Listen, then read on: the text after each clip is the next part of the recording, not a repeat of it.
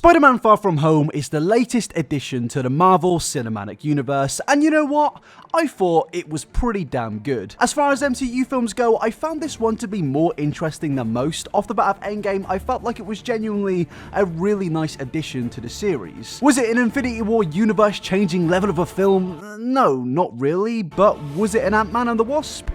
No, not really. This film did do a lot for me, whilst I had a few issues, and only a few issues. Now, firstly, I really just want to go over the good parts of this film, and there were some really good things in this film. There were some genuinely fantastic moments, starting with this man himself, Mysterio. Quentin Beck was no doubt my personal highlight of this film. Every single scene that he had was, genuinely a masterclass. There was not a boring scene at all when Jake Gyllenhaal took the stage. Genuinely, if I could have just had a film of Spider-Man versus Mysterio and nothing else, no other characters, I would have taken that. I would have taken that. And this film was kind of meant to be that, but for me, there just wasn't enough. There wasn't enough Mysterio, and I do sound greedy right now, but he was just so damn good.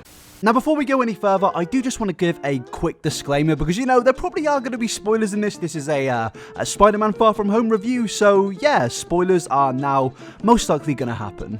Now, the scenes in this film of where Mysterio basically mentally tortured Spider-Man was just purely brilliant. The effects, the CGI, it just worked perfectly. I cannot get over how good I thought these scenes were of where Spider-Man basically just got fucked up by Mysterio. Now, the whole plot of the film is basically Mysterio is a bad guy pretending to be a good guy, and I think if you've read the comics, you probably could have seen this plot twist from a mile away, so I was glad that they revealed this twist when it wasn't too late in the film. If it were to get to the final moments of the film and they were just kind of like, hey guys, Mysterio's actually a bad guy, I kind of would have been disappointed, because as somebody that's read into the comics, and I feel like a lot of people have, it did just seem a little bit obvious that Quentin Beck obviously is a bad guy. Now, despite me being happy of where they revealed that Mysterio is a bad guy in this film, I actually wasn't happy with how they revealed it, and yes, they are two different things. Please don't get mad at me in the comments. Now, it kind of did just seem to me that Mysterio just pulls out his friends and he's like, hey guys, we did all these things in the past which you didn't actually see, and we're just kind of gonna dump it here for you guys to believe, and okay, I guess there wasn't enough runtime to really cover his past, and that is one of the problems I have in this film, but I will get into that in the later parts of this video. Now, as I keep saying, in this film, Mysterio was obviously great, and I really don't want to reveal too much. There are going to be minor spoilers in this, but yes, all I can really say is Jake Gyllenhaal, please do more superhero movies. Just please. He had the acting nailed. He had the serious tone nailed. The comedy nailed. I mean, this guy is basically just a perfect man. I love him. I really... This is kind of getting a little bit creepy now. Moving on to Tom Holland. Tom Holland was my second favorite part of this movie. Once again, he pretty much just proved that he is a fantastic actor, and I don't think at this point anyone doubted that. This guy was born to play Spider-Man, and I don't want Raimi fans in the comment section right now going crazy. This dude just is my favorite Spider-Man. Everything about Tom Holland in these films just is Spider-Man. He's an awkward and naive high school student who does just want the best for the world, and that does kind of turn on him in this film, resulting in him doing something extremely naive involving a pair of glasses. But that is why I love Tom Holland as Spider-Man, and it's why I prefer Far From Home to Homecoming, because there are some genuine consequences in this film from Peter Parker's naive actions, which I think is a big difference between this film and the previous film. People have been complaining in the last few years that Peter Parker in the MCU is basically Iron Man 2.0, but I do have to say, I just disagree. I really do. I feel like this film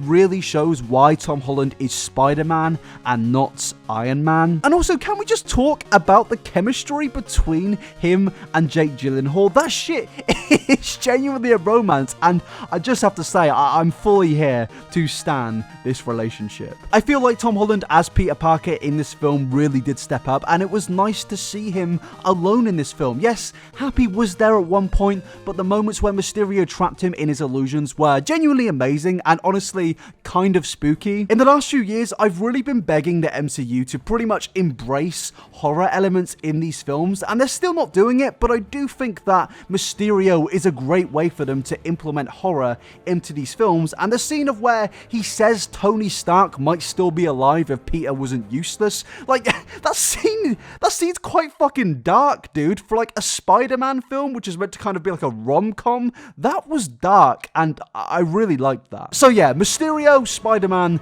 they were both great, and even the other characters in this film too. I feel like every single actor in this film did a great job. Zendaya as MJ, I really like her, I really do. In fact, I feel like I prefer her to the original MJ from the Raimi series, and please don't kill me. Oh, but she hasn't got ginger hair, and oh no, Who cares? Like, genuinely, who actually cares about her hair color? This is the same universe where Hulk made Ant-Man a taco. I feel like anything is possible at this point. It's a hair color. Get a grip. If the actor is doing a good job, then I really don't see the problem here. Now, the final positive thing I want to talk about this film is the plot. I really like the story in this film. At first, it seems like it's another, oh no, the world's gonna end Marvel film, but it just turns out that's Mysterio being Mysterio, and I like that. I like that a lot. This was a film that took Peter Parker out of New York and all around the world, and I genuinely really enjoyed that concept. I like seeing Peter Parker adapt to his surroundings. You kind of get that a little bit in Homecoming, but you get so much more of it in this film, rather than him just constantly swinging around New York. As a guy that lives in London, to see Spider-Man swinging around central London, that's pretty dope. That's genuinely really cool, and can we just have more of that in future Marvel films? Now, I don't want to give away the full plot of this film, but I do just want to say that the plot really did work for me. It took Tom Holland as Spider-Man and put him in some really tough spots, and that shit is genuinely what I want to see in a Spider-Man film. We saw it in Homecoming with the Vulture, but this film took it to another scale. I mean, it took him to the scale of getting hit by a train, and maybe don't get hit by a train in every film, but you know, I do like the aspects of where they were going with this film. And also, can we just talk about the moment of where Peter was designing his new suit and AC/DC came on and it was a direct throwback to Iron Man 1. I mean, I lost my shit. I lost my shit when that happened, because I felt like I was the kid that was sat in the cinema in 2008 watching Iron Man again. I mean, I know it's fan service. I know it's fan service, but yes, just yes. Thank you, Marvel. I love you. Okay, so we've spoken about all the positives, and at this point, I've made the film to sound really good. But there were some negatives. There are always going to be some negatives, and in this film, there were two main things that really did stick out for me, and these two things were the overuse of comedy and time wasting. Now, comedy in the Marvel Cinematic Universe is something that really just keeps on getting bigger and bigger. After Guardians 1 and 2 and Thor Ragnarok, Marvel in the last few years has really become extremely wacky in their films, and even in Endgame. Now, don't get me wrong, I do find a lot of these films funny, but in this film, it sometimes just feels like there's too much. In moments where there shouldn't be a joke, there's still a joke, and sometimes it was a bit off-putting. There is nothing wrong in embracing darker tones. I think we've seen that in Captain America: The Winter Soldier. Dark tones in superhero films are something that a lot of people do enjoy, and I understand that after the events of Endgame, Marvel thought, okay, people now kind of want to laugh, we're gonna have to have something lighthearted. I get that fully, but there were some dark moments in this film, and Spider-Man did just lose Tony Stark, who probably was a father figure to him. So the overuse of comedy really kind of put a damper on me when I was watching this film. Not to the point of where I didn't like the film, just in some moments it kind of took away some of the impact. I even tweeted a few days before the film even came out that there is way too much forced comedy in Marvel films at this point, and it is just kind of becoming a little bit obnoxious. Now, don't get me wrong, it didn't ruin the film for me. It's something that's just in general been on my mind for the last few MCU films. In fact, I really did enjoy Far From Home, but I just wish there were less jokes. Now, the final problem that I have with this film is really only a nitpick, and that is time wasting. I feel like there were too many scenes that we really didn't need in this film. And I get it, you do need to set a tone with certain comedic scenes, but at the same time, I feel like a lot of them were pointless. I just really wanted to see more Mysterio. I wanted to get more backstory from him, and I wanted more illusions, but we really didn't get that. And to be fully fair to the writers of this film, maybe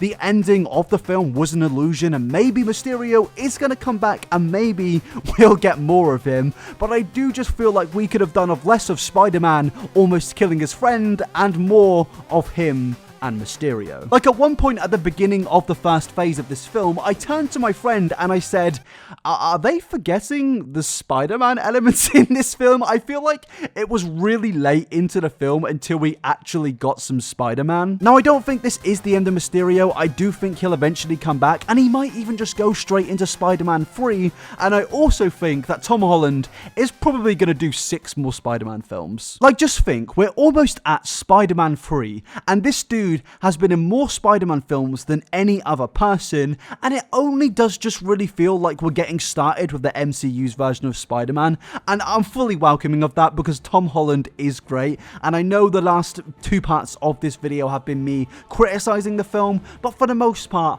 I really did enjoy Far From Home. I thought it was a very good film, and I thought there were some really good aspects to it, especially with Spider-Man's chemistry with Mysterio, and I was a little bit harsh on Twitter when I first saw the film, so I'm just going to give Spider-Man Far From Home an 8 out of 10. I thought it was pretty damn good, and I did enjoy the experience, and I am looking forward to Spider-Man 3 and wherever Tom Holland goes with this character.